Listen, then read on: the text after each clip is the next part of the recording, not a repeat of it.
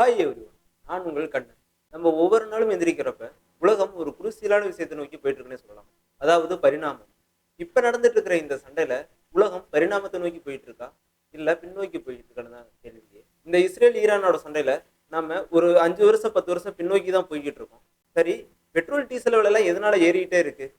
உலக நாடுகள்ல இத்தனை பக்கம் பெட்ரோல் டீசல் விலை ஏறிட்டு இருக்கிறப்ப நம்ம இந்தியாவில மட்டும் எப்படி கண்ட்ரோல் பண்ணிட்டு இருக்காங்க? இந்த மாதிரியான விஷயங்கள் உங்க மனசுல கேள்வியா எழும்புச்சுன்னா, இந்தியா எப்படி இதெல்லாம் சமாளிக்கிறாங்க?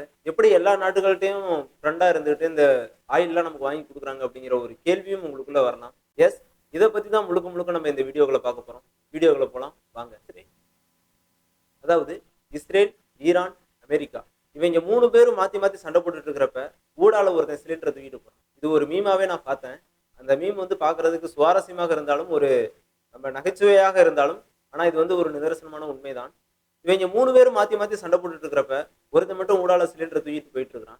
இந்த சண்டையில உலக நாடுகளே அந்த ஹமாஸ் பகுதியை கடக்கிறதுக்கு பயந்துகிட்டு எந்த ஒரு உலக நாடுகளும் அந்த பகுதியை கடக்காம அவங்க நாட்டுக்கு ஆயில் கிடைக்காம ஆயில் தட்டுப்பாட்டால ஹெவி இன்க்ரீஸ் பிரைஸ் வேரியன்ட்ல வந்து பெட்ரோல் டீசல் எல்லாமே எல்லா நாடுகளுக்கும் ரொம்ப வேரியன்ட் ஆயிருக்கு. அது எந்தெந்த நாடு எவ்வளவு ஏறி இருக்குங்கிறதையும் பார்ப்போம். ஆனா இந்த சண்டையில எப்படி இந்தியா மட்டும் அந்த வழியா நம்ம பெட்ரோல் டீசலை கொண்டுட்டு வரோம்? நமக்கு ரிசோர்ஸ் வந்து அங்க இருந்து மட்டும் தான் கிடைக்குதா, ஈரான்ல இருந்து மட்டும் தான் கிடைக்குதான்னு கேட்டா கிடையாது. நமக்கு அப்படியே பேரலா பாத்தீங்கன்னா ரஷ்யால இருந்தும் ஆயில் வந்துகிட்டு தான் இருக்கு. ரஷ்யால இருந்து வர ஆயில் மட்டும் போதுமானு பாத்தீங்கன்னா கண்டிப்பா அதுவும் பத்தாது. நம்ம இந்தியா எப்படி ஈரான்ட்ட இருந்து பேசி அந்த ஹமாஸ் வழியா நம்ம வந்து ஆயில கொண்டு வரோங்கிற ஒரு தந்திரம் இருக்கு பாத்தீங்களா? இது வந்து ஒரு நகைச்சுவையாக இருந்தாலும், ஆனால் இது வந்து நம்ம மக்களுக்காக நம்ம அரசு வந்து இதை எடுத்திருக்கிறதுங்கிற இந்த ஒரு முடிவு எடுத்திருக்குங்கிறது வந்து ஹேண்ட்ஸ் ஆஃப். சரி கண்ணா, நம்ம ரஷ்யாட்ட இருந்து ஆயில் வாங்குறோம், ஈரான்ட்ட இருந்து ஆயில் வாங்குறோம். ஆனா நம்ம போன வருஷம் வாங்கின ஆயிலை விட இப்ப வர ரிசோர்ஸ் வந்து நமக்கு ரொம்ப கம்மியா தானே வருது. அப்புறம் எப்படி உலக நாடுகளுக்கெல்லாம் பெட்ரோல் டீசல் விலை ஏறுது, இந்தியாவுக்கு மட்டும் ஏறல? நம்ம வாங்குற ஆயில அதிகமா ரிசோர்ஸ் சேவ் பண்ணி வைக்கிற இடம் இந்தியாவில் அதிகமா இருக்கு. இங்க இருந்து தான் நம்ம சுத்திகரிச்சு நம்ம ஒரு சில நாடுகளுக்கு நம்ம பெட்ரோல் டீசலை கொடுத்துக்கிட்டு இருக்கோம். ஃபார் எக்ஸாம்பிள், வங்காளதேசத்துக்கு ஒரு குறிப்பிட்ட பர்சன்டேஜ் இந்தியாவில இருந்து தான் பெட்ரோல் டீசல், சுத்திகரிக்கப்பட்ட பெட்ரோல் டீசல் இங்க இந்தியாவில இருந்து தான் போய்கிட்டு இருக்கு. அந்த மாதிரி தான் நம்மகிட்ட வந்து ரிசோர்ஸ் அதிகமா இருக்கிறதுனால நமக்கான தேவையை பூர்த்தி செஞ்சுக்கிற அளவுக்கு நம்மகிட்ட ஆயில் ரிசோர்ஸ் இருக்கு. சரி, இதுக்கும் லாக்டவுனுக்கும் என்ன சம்பந்தம்? ஒரு 6 வருஷத்துக்கு முன்னாடி நம்ம ஒரு லாக்டவுன்ல இருந்தோம்.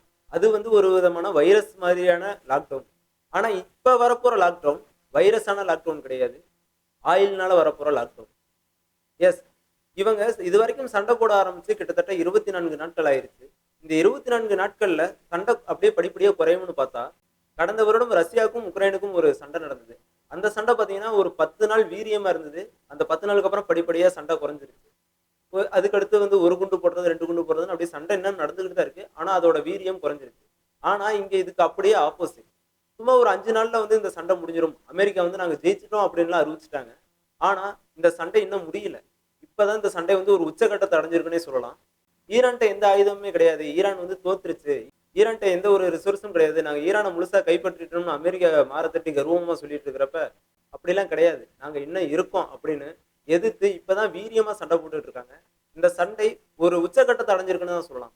இந்த மாதிரி சண்டை நீடிச்சுக்கிட்டே இருந்ததுன்னா கண்டிப்பா உலக தரத்துல மிகப்பெரிய தட்டுப்பாடு வரும், விலையேற்றம் வரும். விலையேற்றத்தை விட அந்த ஆயில் ரிசோர்ஸ் கிடைக்குமாங்கிற ஒரு சந்தேகம் இங்கே ஏற்படுது. இப்பயே நிறைய உலக நாடுகள்ல பெட்ரோல் டீசலை ஏத்திட்டாங்க. ஃபார் எக்ஸாம்பிள், பாகிஸ்தான்ல 42%, அதாவது 100 ரூபாய்க்கு வித்துட்டு இருந்த பெட்ரோல் இப்ப 142 ரூபா.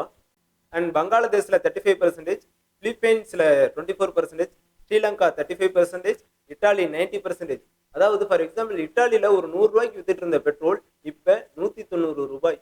சரிக்கண்ணா, இங்க மட்டும்தான் விலை ஏறிடுச்சான்னு கேட்டீங்கன்னா கிடையாது. இப்ப எதிர்த்து சண்டை போட்டுட்டு இருக்கிற யூஎஸ்லயே 20% விலை ஏறி இருக்கு. சரி, இதெல்லாம் எப்படி நீங்க சொல்றீங்க? இந்த விலையேற்றம் ஆஸ் யூசலா எல்லா கண்ட்ரிலையும் வருஷம் வருஷம் நடக்கிறதா அப்படின்னே சொல்லலாம். ஆனா இந்த விலையேற்றம் எப்ப ஆரம்பிச்சது, எப்படி ஆரம்பிச்சது, இதை யாரு கன்ஃபார்ம் பண்ணிருக்காங்கன்னு சொன்னா இன்டர்நேஷனல் எனர்ஜி ஏஜென்சி. இவங்க யாரு? இவங்க என்ன புதுசா உள்ள வராங்க அப்படின்னு கேட்டா, இன்டர்நேஷனல் எனர்ஜி ஏஜென்சிங்கிறது இந்த மாதிரி தட்டுப்பாடு வந்து வரும் அப்படின்னு இதுக்குன்னு ஒரு ஏஜென்சி இருக்காங்க. இது ஒரு 20 நாடுகள் சேர்ந்த ஒரு கூட்டமைப்பு, ஒரு மிகப்பெரிய சக்தி வாய்ந்த நாடுகள்னே சொல்லலாம். யூரோப் கண்ட்ரீஸ்ல 20 நாடுகள் சேர்ந்த ஒரு கூட்டமைப்புனே சொல்லலாம்.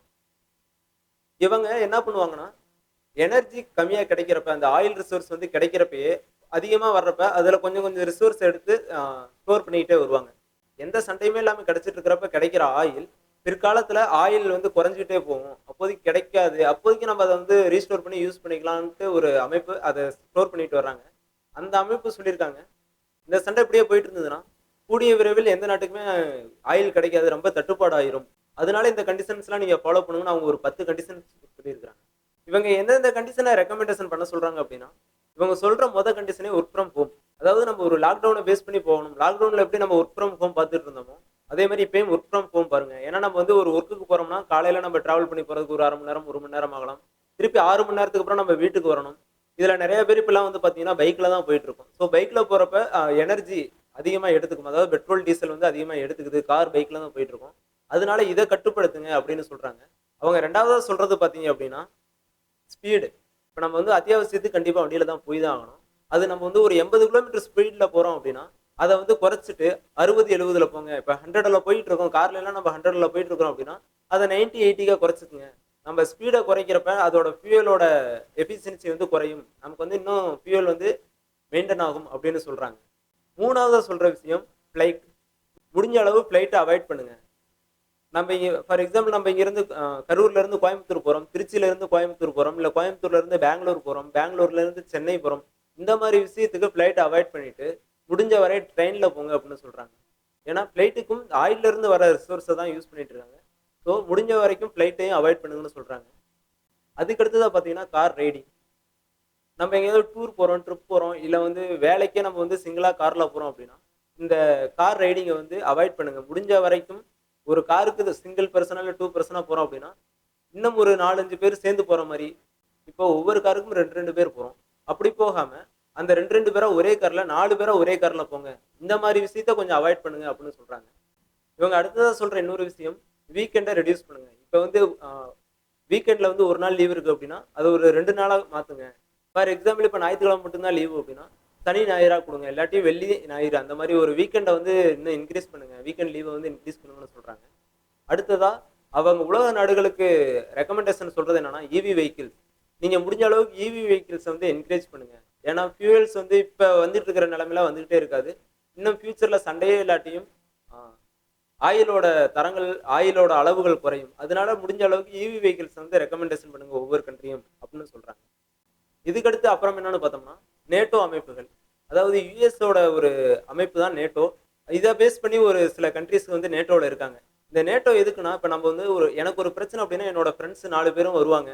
எனக்காக வந்து நியாயத்த கேட்பாங்க அப்படிங்கிற ஒரு அமைப்பு தான் இந்த நேட்டோ அமைப்பு.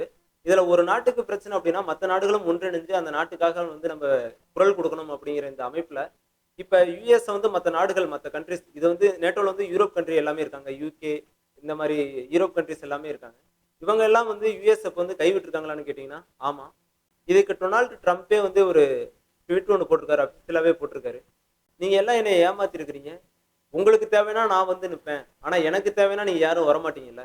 அப்ப இது வந்து ஒரு துரோகம் தானே. இது வந்து ஒரு வித்து பேப்பர்ல கையெழுத்து வாங்குற மாரி தான். இந்த நேட்டோங்கிற அமைப்புல எனக்கு தேவைங்கிறப்ப யாருமே வரமாட்டீங்க. ஆனா உங்களுக்கு தேவைன்னா நான் வந்து ஓடி ஓடி உதவி பண்ணிட்டு இருக்கணுமா? நாங்க கிட்டத்தட்ட இந்த போர்ல ஜெயிச்சிட்டோம்னு டொனால்ட் ட்ரம்ப் சொன்னாலுமே, ஆனா இந்த போர் வந்து இன்னும் வீரியமாயிட்டு தான் இருக்கு. டொனால்ட் ட்ரம்ப் என்ன கிளைம் பண்றாரு அப்படின்னா, நாங்க இந்த போர்ல ஜெயிச்சுட்டோம். போர் வந்து முடிய போற ஸ்டேஜ்ல தான் இருக்கு.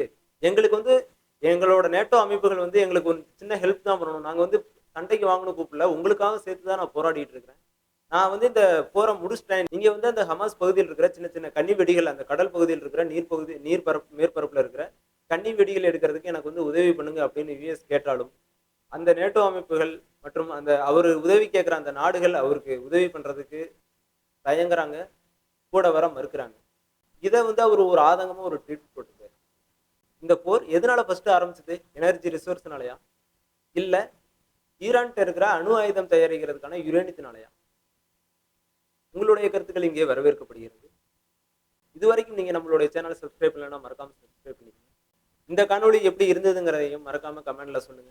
உங்களுடைய கருத்துக்கள் இங்கே வரவேற்கப்படுகிறது. நல்லதை பகிர்ந்து தாய் தந்த தமிழையும் தமிழ் மண்ணையும் மீட்டெடுப்போம். வாழ்க தமிழ்.